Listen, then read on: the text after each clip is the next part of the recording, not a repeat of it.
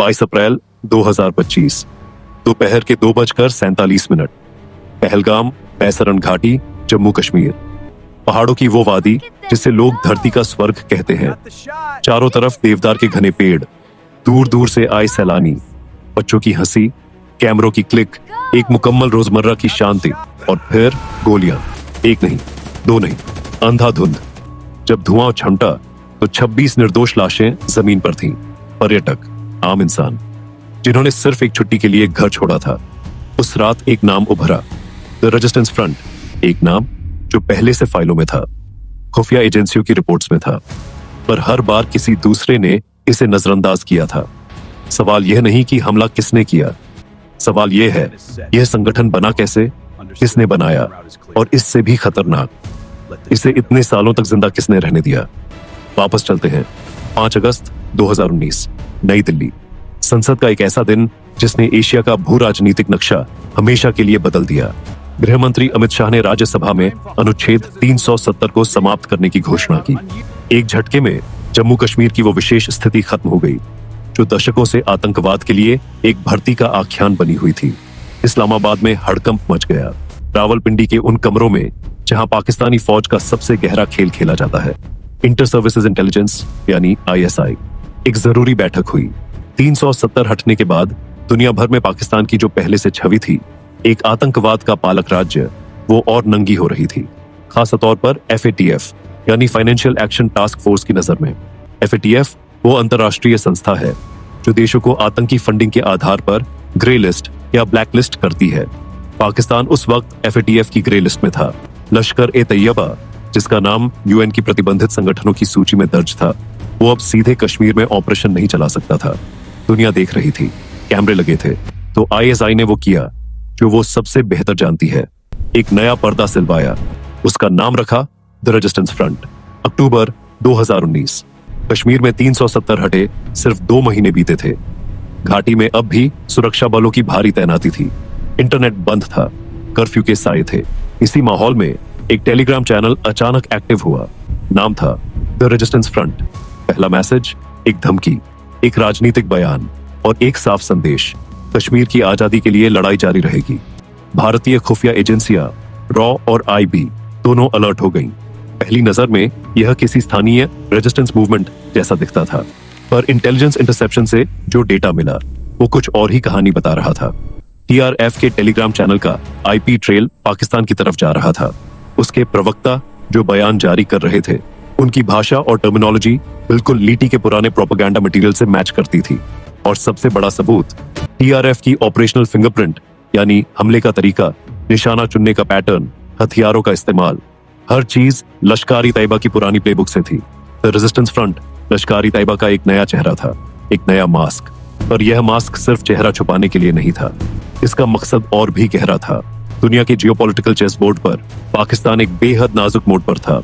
FATF की grey list का मतलब था अंतर्राष्ट्रीय बैंकिंग में मुश्किलें, IMF से लोन लेने में दिक्कत, निवेश का सूखा, और LET का नाम वो पहले से UN सिक्योरिटी काउंसिल की सैंक्शंस लिस्ट में था। उसके सरगना हाफिज सईद पर अमेरिका ने $10 मिलियन का इनाम रखा हुआ था। ऐसे में अगर पाकिस्तान ले टी के नाम पर कश्मीर में ऑपरेशन जारी रखता तो अंतर्राष्ट्रीय दबाव उसे ब्लैक लिस्ट में धकेल देता। TRF वो प्लेजिबल डेनिएबिलिटी थी जो ISI को चाहिए थी। पाकिस्तानी विदेश मंत्रालय किसी हमले के बाद कह सकता था, हमारा TRF से कोई संबंध नहीं। ये डीप स्टेट टैक्टिक्स की एक पाठ्य पुस्तक परिभाषा थी। TRF को टेक्निकली एक home grown Kashmiri resistance movement के रूप में प्रेजेंट किया जाने लगा, यानी वही पुराना जहर नई बोतल में, और इसी बोतल में भरकर वो जहर कश्मीर की नसों में उतारा जाने लगा। लेकिन सच्चाई इससे भी कहीं ज्यादा भयानक थी। TRF सिर्फ एक PR स्टंट नहीं था, यह एक fully operational proxy terror network था जिसके पास रिसोर्सेज थे, ट्रेनिंग थी और एक बेहद खतरनाक टारगेट लिस्ट थी। 2020 घाटी में TRF ने अपना पहला बड़ा टैक्टिकल मैन्यूवर चला। निशाना, नॉन लोकल माइनॉरिटी वर्कर्स, वो मजदूर और कर्मचारी जो दूसरे राज्यों से कश्मीर में काम करने आए थे। अक्टूबर 2020 में कुछ ही हफ्तों के भीतर एक के बाद एक टारगेटेड किलिंग्स। एक वेस्ट बंगाल का ठेला लगाने वाला, एक बिहार का मजदूर, एक यूपी का दुकानदार। यह रेजिस्टेंस नहीं था, यह एक carefully planned ethnic cleansing strategy थी जिसका मकसद था कश्मीर में आउटसाइडर्स को डराकर भगाना, घाटी को इकोनॉमिकली क्रिपल करना और एक ऐसा माहौल बनाना जिसमें सरकार की नॉर्मलसी की नैरेटिव ध्वस्त हो जाए। टीआरएफ अपने टेलीग्राम चैनल्स पर हर हत्या की जिम्मेदारी लेता, प्रोपेगेंडा वीडियोस जारी होते और फिर वही चैनल्स अचानक डिसअपियर हो जाते, डिजिटल घोस्ट की तरह। इंटेलिजेंस इंटरसेप्शन में यह पैटर्न बार बार दिखा। टीआरएफ के ऑपरेटर्स जो कम्युनिकेशन यूज कर रहे थे वो एनक्रिप्टेड चैनल्स थे जो पाकिस्तान के सिक्योर सर्वर नेटवर्क से जुड़े थे। यह किसी घरेलू आंदोलन की टेक्नोलॉजी नहीं थी, यह आईएसआई की ब्लैक ऑप्स यूनिट की टेक्नोलॉजी थी। और अब टीआरएफ एक नए फेज में दाखिल हो रहा था। टीआरएफ को समझने के लिए उसकी स्ट्रक्चर समझनी होगी। ये कोई लूज नेटवर्क नहीं था, 3 परतें थी। पहली परत लोकल ओवरग्राउंड वर्कर्स यानी ओजीडब्ल्यूज, वो कश्मीरी नौजवान जो डायरेक्टली हथियार नहीं उठाते थे पर वो रिकॉग्नाइजेंस करते थे, टारगेट्स आइडेंटिफाई करते थे, लॉजिस्टिकल सपोर्ट देते थे। इन्हें लेटी के रिक्रूटर्स ने सालों में तैयार किया था। दूसरी परत पाकिस्तान ट्रेंड ऑपरेटिव्स जो लाइन ऑफ कंट्रोल पार करके घाटी में घुसते थे, जिनके पास मिलिट्री ग्रेड वेपन्स होते थे, जो टारगेट तक पहुंचते थे, हमला करते थे और गायब हो जाते थे। तीसरी परत फाइनेंशियल टेररिज्म नेटवर्क, पाकिस्तान से आने वाली फंडिंग जो हवाला चैनल्स के जरिए टीआरएफ के लोकल कमांडर्स तक पहुंचती थी। यह फाइनेंशियल टेररिज्म का एक ऐसा जाल था जिसे ट्रेस करना बेहद मुश्किल था। यह आर्किटेक्चर किसने डिजाइन किया? साजिद मिर्ज, लेट का वो कमांडर जो 26/11 मुंबई हमले का भी मास्टरमाइंड था, जिसे पाकिस्तान ने सालों तक मर चुका बताया और जो 2022 में एक पाकिस्तानी अदालत में जिंदा पाया गया एफएटीएफ के दबाव में। सैफुल्लाह कसूरी उर्फ अबू जुबैदा, एलईटी का वो हैंडलर जिसकी फिंगरप्रिंट्स टीआरएफ के अर्ली कम्युनिकेशंस में मिली थी। ये स्ट्रेटेजिक एसेट्स थे, पाकिस्तान के डीप स्टेट के वो मोहरे जो डेनियाबिलिटी की एड में काम करते थे और टीआरएफ उनका सबसे नया, सबसे चालाक हथियार था। पर अभी असली खेल शुरू नहीं हुआ था। 2021 घाटी में टीआरएफ का अगला फेज शुरू हुआ। अब निशाने बदले। कश्मीरी पंडित जो 1990 के दशक में घाटी छोड़ने पर मजबूर हुए थे और जो अब धीरे धीरे लौटने की कोशिश कर रहे थे। सिख मिनॉरिटी जो सदियों से कश्मीर में रहती आई थी। स्कूल प्रिंसिपल्स और टीचर्स जो गवर्नमेंट स्कूल्स में पढ़ाते थे। अक्टूबर 2021 में कुछ ही दिनों में मखान लाल बिंद्रू, एक कश्मीरी पंडित फार्मासिस्ट, वीरेंद्रा पासवान, एक बिहार का ठेला वाला, मोहम्मद शाफी लोन, एक स्कूल प्रिंसिपल, सबकी हत्याएं, सबके पीछे टीआरएफ। यह पैटर्न अकस्मात नहीं था, यह एक कैलकुलेटेड साइकोलॉजिकल ऑपरेशन था जिसका मकसद था कश्मीर को एक बार फिर माइनॉरिटीज के लिए अनइनहैबिटेबल बनाना, भारत सरकार की नॉर्मलसी नैरेटिव को तोड़ना और अंतरराष्ट्रीय मीडिया में यह इंप्रेशन देना कि 370 हटने के बाद भी कश्मीर में शांति नहीं आई। कोवर्ट ऑपरेशन की यह भाषा बोलती थी, पर इंडियन इंटेलिजेंस अब सो नहीं रही थी। नेट गार्ड और रॉ की जॉइंट एनालिसिस में टीआरएफ के पैटर्न्स उभरने लगे। हमले के बाद के कम्युनिकेशन ट्रेसेस, वेपन्स कैश की रिकवर्ड इंफॉर्मेशन और अरेस्टेड ऑपरेटिव्स की इंटरोगेशन, सब मिलाकर एक खौफनाक तस्वीर बना रहे थे। टीआरएफ सिर्फ एलईटी का प्रॉक्सी नहीं था, टीआरएफ आईएसआई की कश्मीर स्ट्रैटेजी का न्यूएस्ट पिलर था और उस पिलर पर एक बड़ा हमला प्रिपेयर हो रहा था। टीआरएफ की ताकत सिर्फ बंदूकों में नहीं थी, उसकी असली ताकत थी उसका digital propaganda machine, Telegram, Twitter के शैडो अकाउंट्स और एनक्रिप्टेड मैसेजिंग एप्स। टीआरएफ इन सब का एक ऐसे तरीके से इस्तेमाल करता था जो किसी प्रोफेशनल साइकोप्स यूनिट जैसा था। जब भी कोई हत्या होती, टीआरएफ का टेलीग्राम चैनल अगले कुछ मिनटों में प्रेस रिलीज जारी करता। इन प्रेस रिलीजेस की भाषा बेहद कैलकुलेटेड, पॉलिटिकल और तराशी हुई। कभी यह इंडियन ऑक्यूपेशन के खिलाफ रेजिस्टेंस की बात करते, कभी यह इन्फॉर्मर्स और कोलैबोरेटर्स को वार्निंग देते, स्ट्रेटेजिक एसेट की तरह। हर वर्ड केयरफुली चोजन था। इन कम्युनिकेशंस को ट्रेस करने वाली टीम्स ने पाया कि यह कंटेंट पाकिस्तान के मीडिया सेल से कोऑर्डिनेट होता था। कुछ कंटेंट तो डायरेक्टली कराची और लाहौर के सर्टेन लोकेशन से पोस्ट किया जाता था। यह कश्मीरी आवाज नहीं थी, यह आईएसआई का एक डिजिटल फ्रंट था और यह फ्रंट एक बड़े मकसद के लिए काम कर रहा था, इंटरनेशनल ओपिनियन को शेप करना। पाकिस्तान के फॉरेन पॉलिसी एस्टेब्लिशमेंट का यह पुराना फॉर्मूला था। अगर आप दुनिया को यह कन्विंस कर सकते हैं कि कश्मीर में ऑर्गेनिक रेजिस्टेंस है, तो भारत पर इंटरनेशनल प्रेशर बनाया जा सकता है। टीआरएफ उसी फॉर्मूला का डिजिटल 2.0 वर्जन था, पर एक भूल थी। फौजी यूनिफॉर्म बदल सकती है, मुखौटा बदल सकता है, फिंगरप्रिंट्स नहीं बदलती। 2022 और 2023 भारतीय काउंटर टेरर आर्किटेक्चर ने टीआरएफ के खिलाफ एक सिस्टमैटिक कैंपेन शुरू किया।